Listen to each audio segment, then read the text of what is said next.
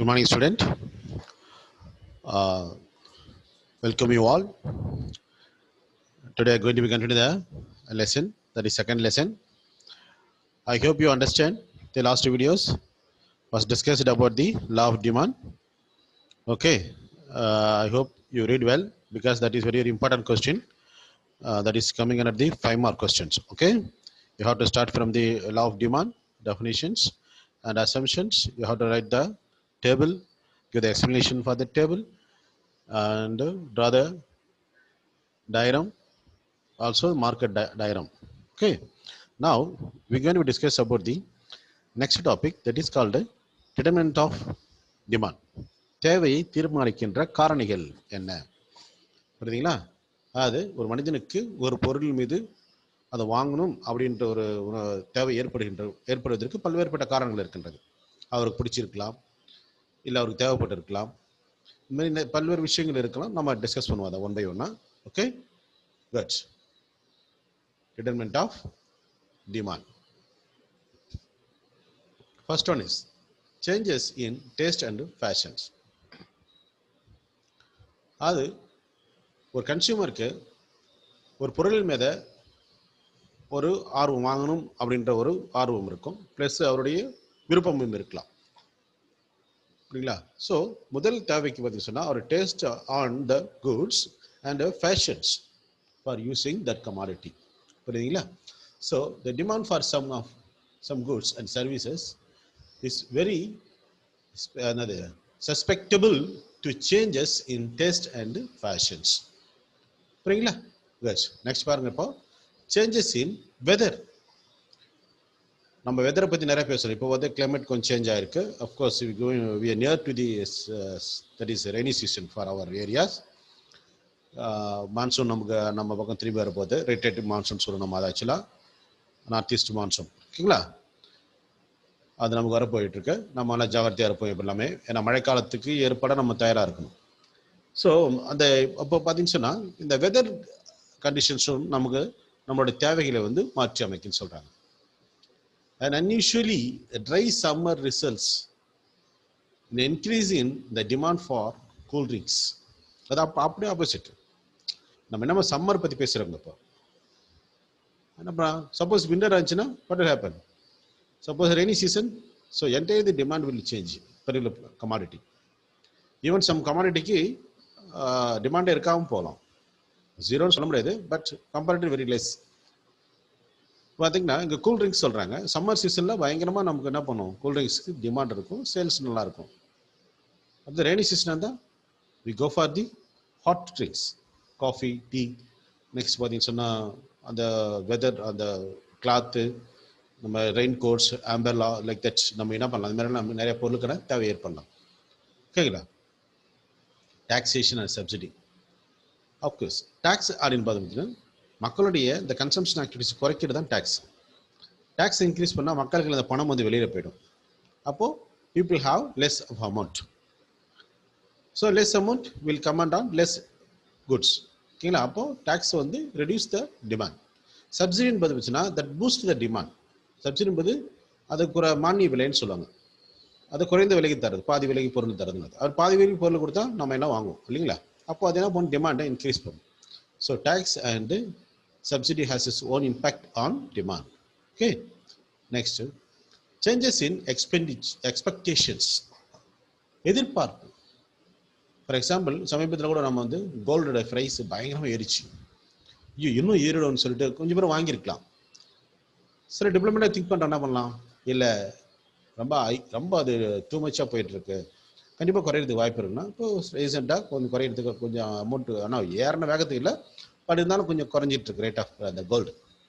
இப்போ நம்ம சப்ஜெக்ட்ல சொல்ல வரோம்னா, சப்போஸ் எதனா ஒரு பொருளோட விலை ஏறுகின்ற பொழுது இன்னும் அதோட பொருள் இன்க்ரீஸ் ஆகிடுமோ, அந்த பொருளோட விலை இன்னும் ஃபியூச்சர் இன்க்ரீஸ் ஆகிடுமோ பயந்துட்டு என்ன பண்ணோமோ நம்ம நிறைய பொருள் வாங்கி வச்சுக்கோம்.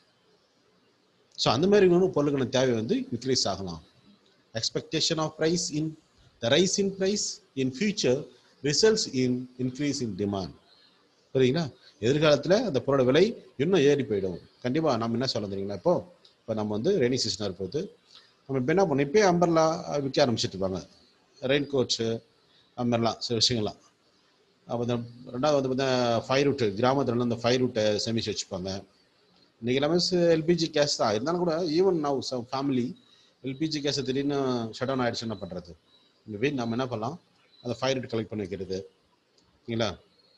அப்புறம் சில வீடெல்லாம் வந்து என்ன பண்ணுவாங்க, இந்த தேச்சர் ஹவுஸ் சொல்லுவாங்க. தேச்சர் ஹவுஸ்னால் கூரை வீடுகள் இல்லை, அந்த தேச்சர் ஹவுஸில் என்ன பண்ணுவாங்க, கொஞ்சம் சரி பண்ணி வச்சுப்பாங்க அந்த சொட்டிங் வரக்கூடாதுன்னு சொல்லிட்டு, புரியுங்களா. ஸோ இதுமாதிரி நிறைய விஷயங்கள் வந்து ப்ரிப்பரேஷன் இருக்கும் இல்லை. அந்தமாரி சில பொருளுக்கான விலைகள் வந்து ஏறிடும்னு சொல்லிட்டு என்ன பண்ணுவாங்க, மக்கள் வந்து இப்போ நிறைய கன்சியூம் பண்ணுவாங்க. ஆக்சுவலாக அது பார்த்தீங்கன்னா புவர் குரூப் பீப்புள் கன்சம்ஷன் பண்ணுற இன்ஃபீரியர் குட்ஸ் சொல்லுவாங்க. ராகி அந்த மாதிரி சில விஷயங்கள் எடுத்தோம்னா பார்த்துச்சுன்னா அது இன்க்ரீஸ் ஆனாலும் கூட ப்ரைஸு மக்கள் அதிகமாக தான் வாங்குவாங்க. ஏன்னா ஃபியூச்சர் இன்னும் இன்க்ரீஸ் ஆகும்னு சொல்லிட்டு. நம்ம நெக்ஸ்ட் டாப்பிக்கில் நம்ம வந்து பேரடாக்ஸ்ன்னு சொல்லிட்டு exception to the law of demand or பேரடாக்ஸ்ன்னு சொல்லிட்டு ஒரு டைட்டில் நம்ம படிப்போம் இதே லெசனில். ஸோ அதெல்லாம் நம்ம டிஸ்கஸ் பண்ணுவோம். எந்த பொருளுக்கான விலை ஏறுகின்ற பொழுது தேவையும் ஏறும் அப்படின்னு சொல்லிட்டு நம்ம அதை டீட்டெயிலாக டிஸ்கஸ் பண்ணுவோம். புரிஞ்சு. ஆனால் பிஃபோர் அப்போ சொல்லியது என்னென்னா போர் people will buy more of inferior goods when the price of the inferior goods increasing. புரியுதுங்களா? goods. Next, changes in savings. மக்களுடைய பணத்தில் அளவுகின்ற மாறுகின்ற பொழுது என்ன பண்ணுவோம்னா தேவைகள் வந்து குறையும். இப்போ சேவிங்ஸ் சொல்கிறாங்க. சேவிங்ஸ் என்ன அர்த்தம்? சேவிங்ஸ்னா postponing present consumption or take some amount from the current income to future expenditure or to future wellbeing. சொல்ல புரியுங்களா? அது நடைமுறையிலே சம்பாதிக்க இல்லையா, அந்த நடைமுறை சம்பாத்தியத்திலிருந்து கொஞ்சம் பணத்தை எடுத்து, அதாவது கொஞ்சம் பணத்தை செலவு பண்ணாமல் எடுத்து சேமித்து வைக்கிறது. அப்போ என்ன பண்ணுவோம், சேமிப்பு இன்க்ரீஸ் ஆக கண்டிப்பாக அட் ப்ரெசன்ட் கன்சம்ஷன் குறையும். சரிங்களா? Future okay, that is good, we going to have a very good future, that's why we need to have some savings. சேவிங்ஸ்ன்றது it's very good activity of everyone. ஆக்சுவலாக development thinkers சொல்கிறது என்னென்னா savings is one of the expenditure. You must spend some money on saving அப்படின்னு சொல்கிறாங்க. அது spend அப்படின்னாலே உங்களை பொறுத்த வரைக்கும் செலவுன்னு நினைப்பீங்க இல்லையா? Of course nothing wrong to say that. செலவுன்னு நினச்சிருங்க. ஆனால் செலவு நினச்சிட்டு தான் அந்த பணம் செலவாச்சுன்னு நினைப்பீங்க இல்லையா? இப்போ இருக்குதுன்னு நினச்சா you maybe take the money for current utilisations. புரியுங்களா? ஸோ அது நான் நடக்கூடாது. அதனால தான் savings is very very important. ஏன்னா savings will stimulate the capital formation of the nations that will helping the nation to increase the investment. புரியுதுங்களா? Many of the countries they are not able to produce more or not able to involving in the production activities because of the lack of capital formations. Capital formation க்கு support பண்றது savings.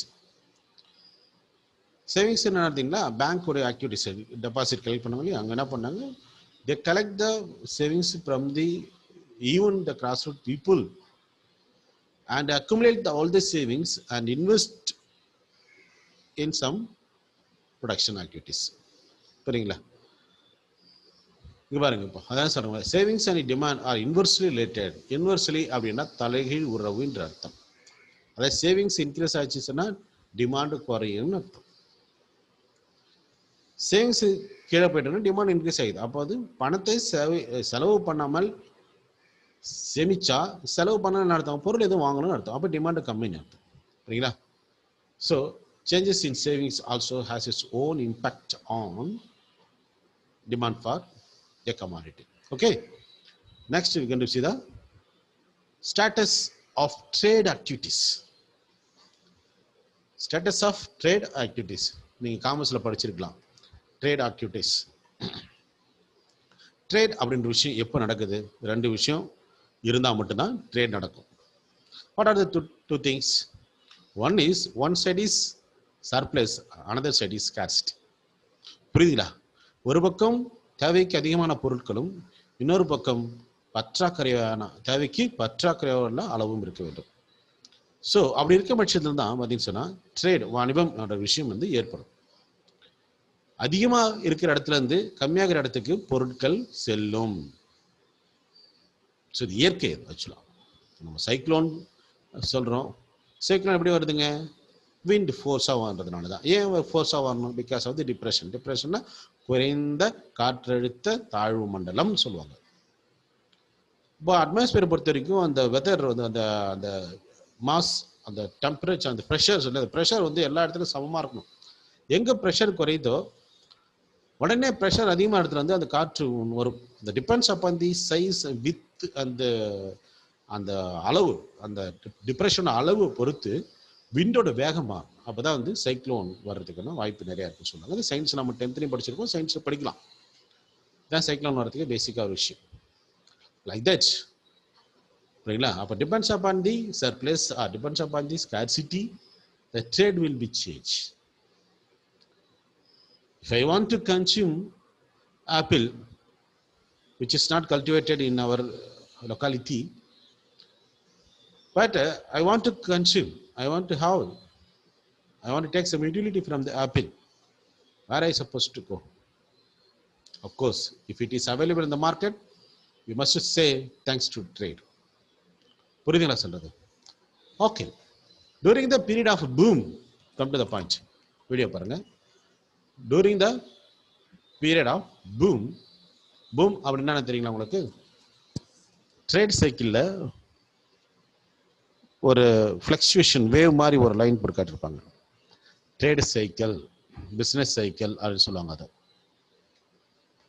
புரியுதுங்களா? அப்போ இந்த business சைக்கிளில் அந்த பூம்ன்ற விஷயம்னா இந்த business ஏற்ற இருக்க ஃப்ளக்சுவேஷன் போயிட்டு வரும். வேவ் மாதிரி கீழே வந்துட்டு திரும்ப மேலே போயிட்டு திரும்ப கீழே வந்துட்டு திரும்ப மேலே போகும். நீங்கள் நெட்டில் என்ன பண்ணுங்கள், பிஸ்னஸ் சைக்கிள் போட்டு பார்த்தாலே கூட அதோடைய உங்களுக்கு அந்த பிக்சர் வரும். ஆக்சுவலாக நான் அந்த பிக்சரை உங்களை அப்டேட் பண்ண முடியல. ஆக்சுவலாக 12th இருக்குது அந்த பிக்சர், 12th புக்கில் இருக்குது. இருந்தாலும் சொல்கிறேன் நான், நீங்கள் நெட்டில் சர்ச் பண்ணி பாருங்க. ட்ரேட் சைக்கிள் அப்படி போனீங்கன்னு சொன்னால் உங்களுக்கு அந்த பிக்சர் வரும். வேவ், ஒரு வேவ் மாதிரி போய்டும்.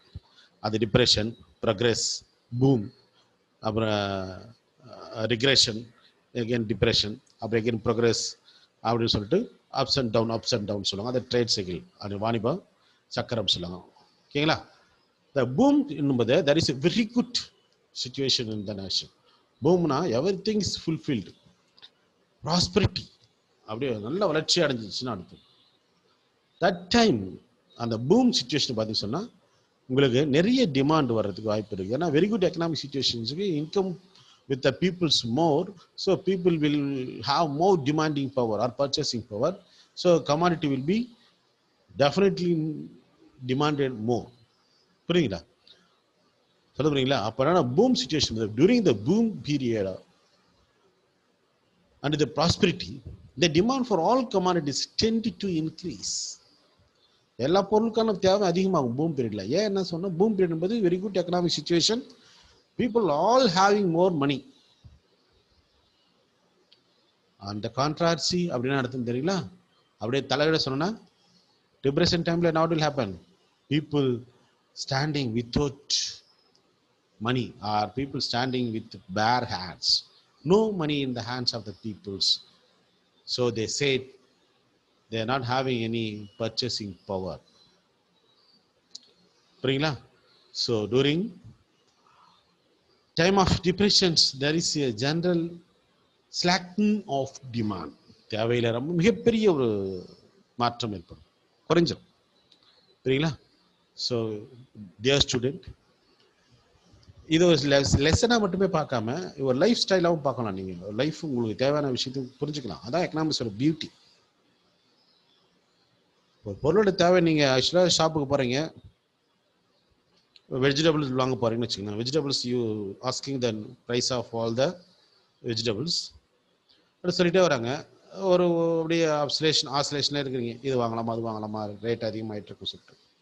சடனாக ஒரு வெஜிடபிள்ஸ் பார்த்தீங்கன்னு சொன்னால் ப்ரைஸ் கம்மியாக கிடைக்குது, கண்டிப்பாக எல்லாம் அதான் வாங்குவாங்க. தட் இஸ் அதான் நேச்சர். அன்எக்ஸ்பெக்டட் கேஸ்னு ஒன்று இருக்குது, எக்ஸ்பெப்ஷனல்.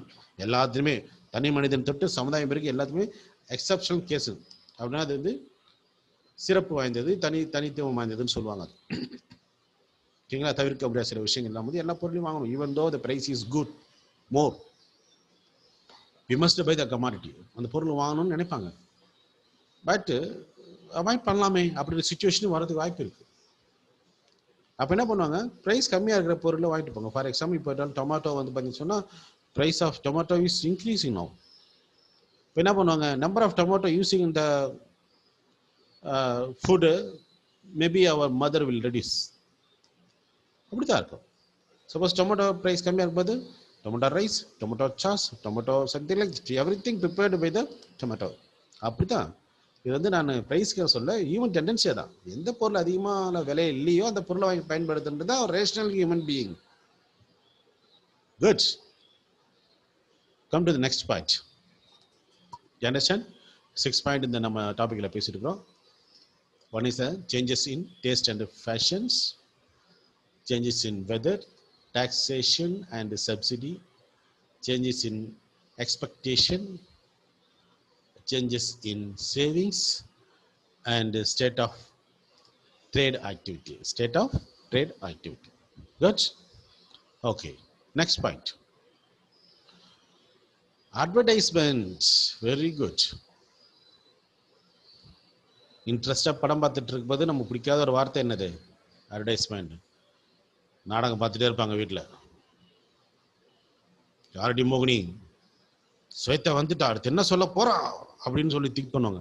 டப்புன்னு இடைவேளை, விளம்பரம். ஓ என்னடா இந்த டைம்ல இடைவேளை போட்டாங்கடா, விளம்பரம் போட்டாங்கன்னு சொல்லிட்டு மக்களும். அது வேற விஷயம். பட் நம்ம சப்ஜெக்ட் அட்வைஸ்மெண்ட் எந்த அளவுக்கு ஹெல்ப் பண்ணுது பாருங்க. ஆஸ் எ கன்சியூமரா எந்த அளவுக்கு சோஃபார் த அட்வைஸ்மெண்ட் ஹெல்பிங் யூ. நம்ம புக்கில் என்ன சொல்லியிருப்போம் அப்புறம் பார்ப்போம். ஃபர்ஸ்ட் நம்ம சொல்லுவோம் வாட் இஸ் அட்வர்டைஸ்மெண்ட். நம்ம ஜென்ரலாக பேசுவோம். வாட் இஸ் அட்வர்டைஸ்மெண்ட் சொல்லுங்க பார்ப்போம். அட்வர்டைஸ்மெண்ட் என்னது? விளம்பரம். சார் நான் டிரான்ஸ்லேஷன் கேட்கல, அதுக்கு என்ன விளம்பரத்துக்கு என்ன மீனிங்? ஓகே, விளம்பரத்துக்கு என்ன மீனிங் சொல்லுங்க. அட்லீஸ்ட் திங்க் பண்ணுங்க. விளம்பரம் என்றால் என்ன? ஓகே, அட்வர்டைஸ்மெண்ட் என்னன்னா what is mean by advertisement நான் சொல்லட்டுங்களா? Advertisement is the process of knowing the commodities where it is available by the people. புரியுங்களா? Or advertisement is the process of bringing the information of goods to the consumer's hands. சொல்லவா இல்லையா? Or advertisement is the process of making aware of the consumer about and what goods or information, something like that. இப்படி advertisement நிறைய சொல்லிட்டு இருக்காங்க நம்ம. அப்போ விளம்பரங்கள் என்ன செய்யுது? நமக்கு செய்தியை கொண்டு வந்து சேர்க்கின்றது. பல்வேறுபட்ட செய்திகளை நம்மிடம் வந்து சேர்க்கின்றது. That is information transfer to the consumer. The help of the advertisement we came to know about your good even it is available in distance. Are some of the advertisement making new are changing your consumption pattern also or demand also. For example, உங்களுக்கு வந்து advertisement தெரியுதுன்னா நீங்கள் வந்து ஏதோ ஒரு பொருளை பயன்படுத்திட்டே இருக்கீங்க. அதோட பெட்டரான பொருள் சந்தையில் இருக்க, சந்தை என்றால் மார்க்கெட். ஓகேங்களா? மார்க்கெட்டில் இருக்கிறது உங்களுக்கு தெரியாமல் இருக்கலாம். பட் அந்த மார்க்கெட்டில் இருக்கிற அந்த விஷயத்தை எப்படி நம்ம தெரிய வரும்னு சொன்னால் பை இண்டிவிஜுவலாக நம்ம வந்து பார்க்காம வரைக்கும் advertisement will help you lot. Advertisement will help you lot. Good. இதான் அட்வர்டைஸ்மெண்ட் சொல்கிறது. இப்போ நம்ம புக்கில் என்ன சொல்லியிருக்காங்கன்னு பார்க்கலாம். இது பாருங்க. In advanced capitalist countries, advertising is a powerful instrument increasing the demand in the market. நல்லா சொல்லியிருக்காங்கல்ல. அப்போ என்ன கேபிட்டலிஸ்டிக் கண்ட்ரிஸ் மட்டும் தான்? ஏன் நம்ம நாட்டில் மிக்சர் எக்கனாமிக்ஸ் கண்ட்ரிஸ்லாம் இருக்காதா? அப்படி கிடையாது. கேபிட்டலிஸ்ட் கண்ட்ரிஸ் என்ன சொன்னால் இங்கே வந்து சொன்னால் they will spend more money on advertisement. புரியல? கேபிட்டலிஸ்ட் பொறுத்த வரைக்கும் அவங்களுடைய பொருள் சிறப்பானது, அவங்களோட பொருள் கிடைக்கின்றது சொல்லி நம்ம என்ன பண்ணுறோம், அவங்க சொல்லுவாங்க, சொல்லி அது சிறப்பு எடுத்து சொல்லி நம்ம வீடு door they knock our doors, நம்ம டோரை தட்டிட்டு இருக்கணும் சொல்கிற அந்தளவுக்கு அவங்க they have the agencies and instrument because they're working for profit and also they want to get more consumer for their commodities. So covering the market or occupying the market, advertisement is also one of the powerful instrument or weapon. So that's why capitalistic countries they are used. But in the case of socialist countries is nothing, because capitalist countries பார்த்தீங்கன்னா variety of goods இருக்கும், same purpose. ஒரு fan எடுத்துக்கோங்களேன், இந்த fan எடுத்துட்டீங்கன்னு சொன்னால் நீங்கள் variety of fans இன்னைக்கு மார்க்கெட்டில் available. நீங்கள் கையில் யூஸ் பண்ணுற செல்ஃபோன் அது மட்டும் தான் அந்த கம்பெனி மட்டும் தான் இருக்குன்னா, no, there are number of brands are available with peculiar features. But இந்த கேஸ் ஆஃப் சோஷியலிஸ்ட் எக்கனாமியில் பார்த்துச்சுன்னா every thing owned by government, government working for social welfare. So there is no any substitute for good produced by the socialist economy. Only one good is available, whether the consumer, if you want to buy the one or go without it, that's all. There is no choice, there is no consumer sovereignty. In the case of capitalist, you have a number of choice, you may have right to choose among the choice. 100 பொருள் இருக்கும், அந்த பொருள்லேருந்து உங்களுக்கு எந்த பொருளும் அந்த பொருளை அந்த company அந்த பிராண்டை நீங்கள் தேர்ந்தெடுத்து எடுத்துக்கலாம். That's why they may insist over there what capitalist countries. புரியுங்களா? ஏன் கேபிட்டலிஸ்ட் கண்ட்ரி யூஸ் பண்ணுறாங்க? திடீர்னு பேசிட்டே வராங்க. அட்வைஸ்மெண்ட் சொன்னால் அட்வைஸ் எந்த அளவுக்கு பவர்ஃபுல்லாக இருக்கும் அந்த அளவுக்கு மக்களுக்கு இன்ஃபர்மேஷன் சேரும், மக்கள் அந்த பொருள் வாங்குவாங்கன்னு சொல்லி முடிச்சிடலாம் இல்லையா? பட் ஏன் அவங்க கேபிட்டலிஸ்ட் கண்ட்ரிஸை மென்ஷன் பண்ணுறாங்க? Capitalist countries also called a free economy. Free economy அங்கே மார்க்கெட் ஃபோர்ஸஸ் தான் அங்கே வந்து பொருளாதார உற்பத்தியை வந்து தீர்மானிக்கின்றது. Government they are doing anything, they are considered as only a simple police state. Good. Economics நிறைய விஷயம் இன்ட்ரெஸ்டாக பேசிட்டே இருக்கலாம் அப்படி. ஓகேங்களா? Next point, changes in income. Of course டைரக்டாக நம்ம சொல்ல பணம் அதிகமாக இருந்தால் பொருள் அதிகமாகணும், பணம் கம்மியாக இருந்தால் பொருள் கம்மியாகிடும் அப்படின்னு நம்ம டைரெக்டாக மீன் பண்ணுறது கரெக்டாக இருந்தாலும் கூட, பட் ஆஸ் எக்கனாமிக்ஸ் ஸ்டூடெண்ட்டாக நாம் அதுக்கு ரீசனை நம்ம அனலைஸ் பண்ணுவோம். வாய் தே செட் லைக் திஸ்? இல்லையே, நிறைய பணம் இருக்குது, அவங்களும் கம்மியாக தானே வாங்குறாங்க. இல்லை, நேற்றுக்கு நான் வெஜிடபிள்ஸ் கடைக்கு போயிருந்தேன், என் பக்கத்தில் ஒரு பெரிய பணக்காரன் இருந்தார், அவர் எல்லாத்தையுமே வந்து ஒரு 100 grams 250 grams வாங்கினாரு. பட் நான் வந்து பர் கேஜ் கணக்கில் வாங்கினேன் எல்லாத்தையும், நான் அந்த அளவுக்கு ரிச் கிடையாதுன்னு சொல்லலாம். அப்போ income alone it's not a determining factors of demand. அது நிறைய விஷயம், நம்பர் ஆஃப் பீப்புள், பாப்புலேஷன் இருக்கு. நெக்ஸ்ட் டாபிக் நம்ம படிப்போம் அதை பற்றி. ஓகேங்களா? அது நிறைய சிச்சுவேஷன்ஸ், நிறைய அதுக்கு சப் டாபிக்ஸ் நிறையா இருக்கு பேசணும்னு சொன்னோம். இப்போ டைரக்டாக எக்கனாமிக்ஸ் என்ன சொல்றோம்னா, இன்கம் இன்க்ரீஸ் ஆக ஆக people will buy more, but their demanding nature will change out. அதாவது இப்போ என்னோட பார்த்தீங்கன்னு வச்சுக்கலாம், நான் வந்து பார்த்தீங்கன்னு சொன்னால் என்னுடைய வருமானத்துக்கு ஏற்றப்போ நான் ஒரு பேசிக் குட்ஸோ எனக்கு ஈக்குவலாக இருக்கும். Maybe my income is equal to consumption of basic goods alone. Okay, புரியுதுங்களா? சப்போஸ் இன்கம் டபுள் ஆயிடுச்சுன்னா I may have chance to think over durable goods. புரியுங்களா? பேசிக் குட்ஸ்ல இருந்து நான் என்ன பண்ணுவேன், கொஞ்சம் கம்ஃபர்டபுளாக ஃபீல் பண்ணுவேன். ஒரு ஃபேன் வாங்கலாம், ஒரு மொபைல் ஃபோன் வாங்கலாம், ஒரு வந்து ஒரு மொபட்னா ஆக்சுவலாக சொல்லணும், இப்போ ஸ்கூட்டின்னு சொன்னால் அது ஒரு கம்பெனி பேர் ஆகிடும். இல்லை பைக்னு சொல்லலாமா, குட்ஸ் ஒரு பைக் வாங்கலாம் சார் அப்படின்னு திங்க் பண்ணலாம். But I have no money. What happened? I have no chance to think about that. புரியுதுங்களா? So income is also one of the determining factors. At same time, Keynes said, income is always not influencing. What? Income is not always having its influence over the demand, because even income is zero, people buy certain amount. So that demand is called autonomous expenditure. Expenditure made without income is called autonomous expenditure. So at any cost, consumption is never reached to zero. Even he is poorer in the poor. சொல்ல புரியுங்களா?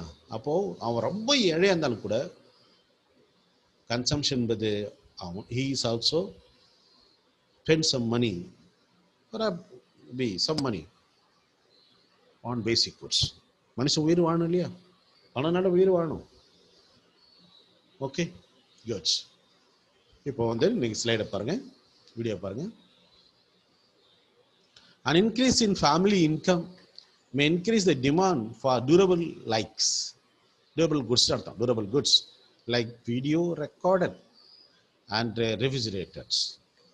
Equal distribution of income enable poor to get more income. இங்க ஒரு முக்கியமான விஷயத்தை சொல்றாங்க பாத்தீங்களா? Equal distribution of income. What does it mean? இங்க ஒரு எக்கனாமிக் ஸ்டூடெண்டா பார்க்கணும், ஒரு நார்மல் ஸ்டூடெண்ட், ஒரு ஹியூமனா நீங்க இதை பார்க்கக்கூடாது. Equal distribution of income enable poor to get more income. அப்ப என்ன சார்? நாடு வரி விதிப்பை சரியாக பயன்படுத்தி எந்த மக்கள்கிட்ட அதிகமான வரி வாங்கணுமோ அவங்கள்ட்ட வரி வாங்கி அந்த பணத்தை டெவலப்மெண்ட் ஆக்டிவிட்டீஸில் செலவு பண்ணும்போது, இது ஒரு வகையில் பேசுகிறோம். இல்லை பீப்புள்ஸ், அதாவது மினிமம் வேஜ்னு ஒரு விஷயம் இருக்குது. அந்த வேஜ் கொடுத்து அவங்கள்ட்ட வேலை செய்யும்போது அவங்ககிட்ட வந்து பணம் கரெக்டாக கிடைக்கின்ற பொழுது, கரெக்டான வேஜ் ஊதியத்துக்கு, அதாவது கரெக்டான ஒர்க்குக்கு தகுந்த ஊதியம் கிடைக்கின்ற பொழுது they will get additional income. Of course இது நடந்துட்டு இருக்கு. இன்னைக்கு வந்து பார்த்தீங்கன்னா ஸ்லேவ் மெத்தட்ஸில் நிறைய பேர் ஒர்க் பண்ணிட்டு இருக்காங்க. கண்டிஷன்ஸ் பேரில் ஒர்க் பண்ணிட்டு இருக்காங்க. இது விட்டா வேறு வேலை கிடையாது சொல்லுவாங்க. அப்போ அந்த ஆப்பர்ச்சுனிட்டி, அந்த ஒரு வீக்னஸ் பயன்படுத்திட்டு கொஞ்சம் விலையில கொஞ்சம் காசுக்கு நிறைய வேலை வாங்குற சிச்சுவேஷன் இருந்துட்டு இருக்கு. நடைமுறையில் இப்போ இருந்துட்டு இருக்கு. புரியுதா? ஸோ அந்த சிச்சுவேஷன் மாறும்போது, இல்லை 8 ஹவர்ஸ்னா நார்மலாக ஒரு ஸ்டூடெண்ட்டுக்கு, ஒரு நபருக்கு எவ்வளோ பணம் கொடுக்கணும் அரசாங்கம் நிர்ணயிக்கப்படுது, அந்த பணத்தை கொடுக்குற மாதிரி சொல்லுச்சுன்னா definitely poor will get additional income. Maybe they another poor people maybe once have a chance to leave from the circle. புரியுங்களா? as a result, கடைசியில் last point. As a result, what result?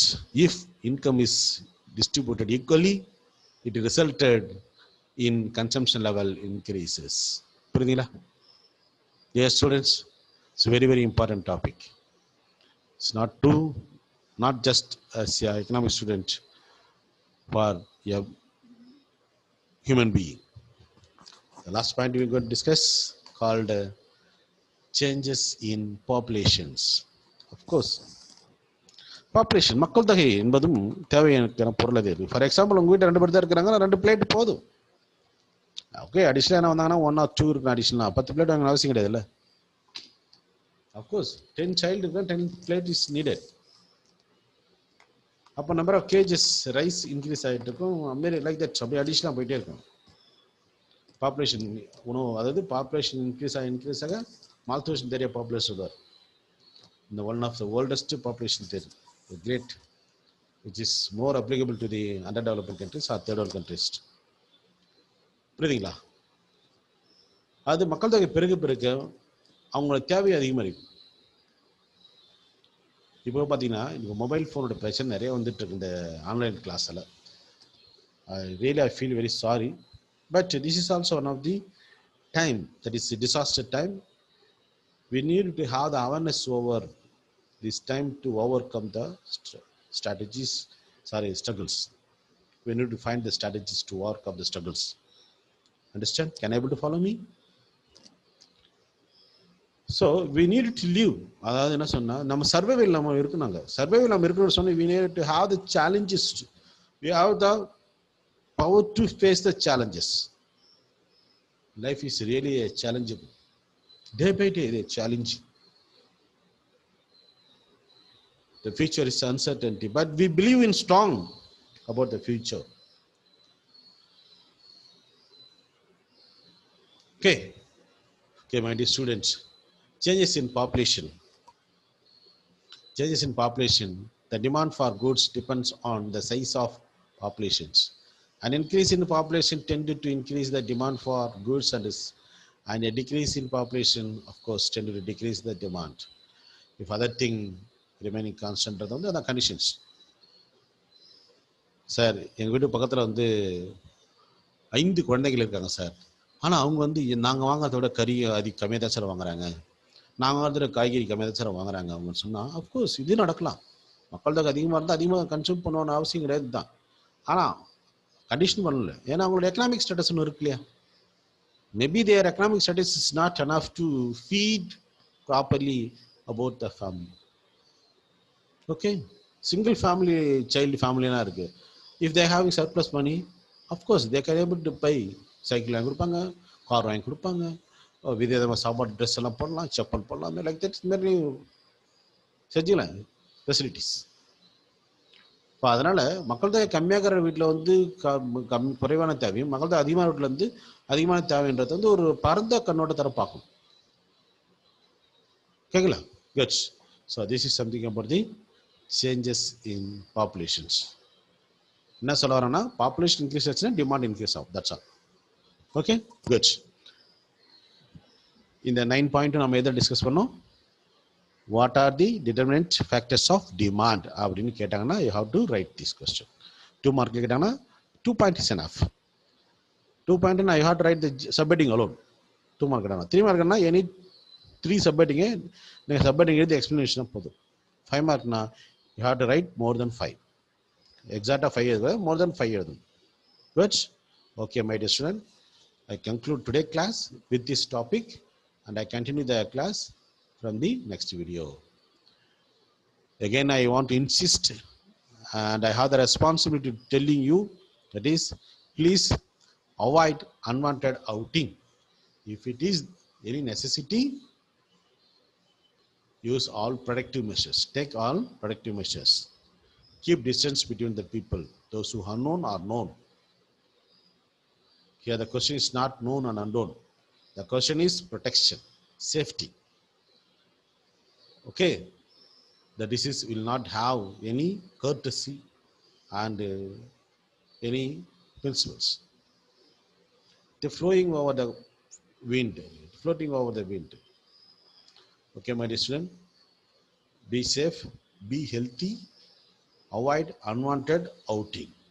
Stay at home, read the books on all subjects and try to secure very good mark in 12th standard. Good. Of course 12th standard is end இல்லீங்களா, அதனால 11th standard சொல்றேன். 11th standard சரி 12th standard சரி, you have the responsibility to get more mark. அதில் வெளியில் போகிற நேரம் தொட்டுட்டு நீங்கள் வீட்டில் இருந்து படிக்கிற பாருங்கள். Safety is very very important. Take care of family. Thank you.